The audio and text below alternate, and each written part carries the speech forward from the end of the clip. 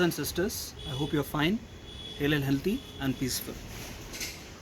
Today, I want to browse into these aspects of how a person does an action or does a job, does a work. So, always the first step is the intention of that person. What is he intending to do? Why is he wanting to do it? Is there a step by step process towards it? Am I going to do whatever I intend? So, what you are doing as an action is actually a form of sin. It's not what you intend inside. The thoughts that come to your mind, they can be controlled. The next is the decision that you make, whether you want to implement that thought or you want to neglect that thought because it doesn't appear beautiful to you. It doesn't appear right to you. It doesn't appear how you are supposed to go. It is not deciding what action that you should be taking. For instance, I wake up in the morning because I have to do certain job. I have a responsibility.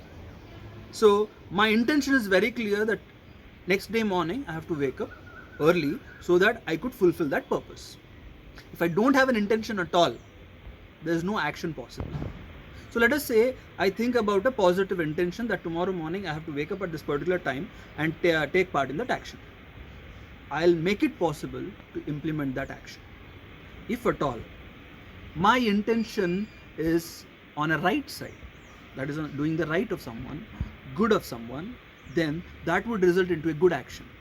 Automatically, it will return back to you as a good action. If at all, your intention is bad, even if the action good appears good to others, if the intention is bad, for instance, you are teaching someone, a child, some knowledge, but the intention is not to propagate the knowledge itself, but the greed of money, or to make the child a subservient of yourself. So the intention is wrong. When the intention is wrong, the final action, even though if it appears good, it doesn't appear to be a good action. So who is going to decide what is right and wrong? What is the compass in your mind that is deciding this right and wrong? So we call that conscience. Conscience is driven by a soul force. The soul that is inside you decides and tells you what's right and what's wrong. It is showing that compass, not to move in one direction and to move in another direction. The voice that is there in your head, the first time the thought bumps in, someone tells you from inside that do this. And when a negative or a wrong thought jumps in, someone tells from inside, don't do this.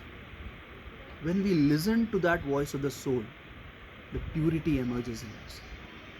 If we don't listen to it, we keep doing the wrong stuff, we become the sinner.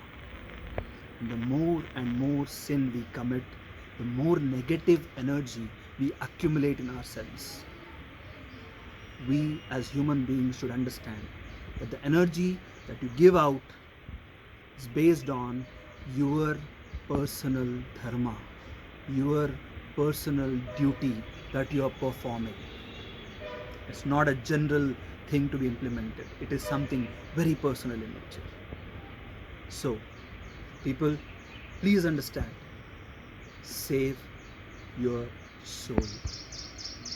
Follow the path that the soul is showing. And that is the path of God. Thank you everyone. I hope you understand what I'm trying to say here. We'll meet again.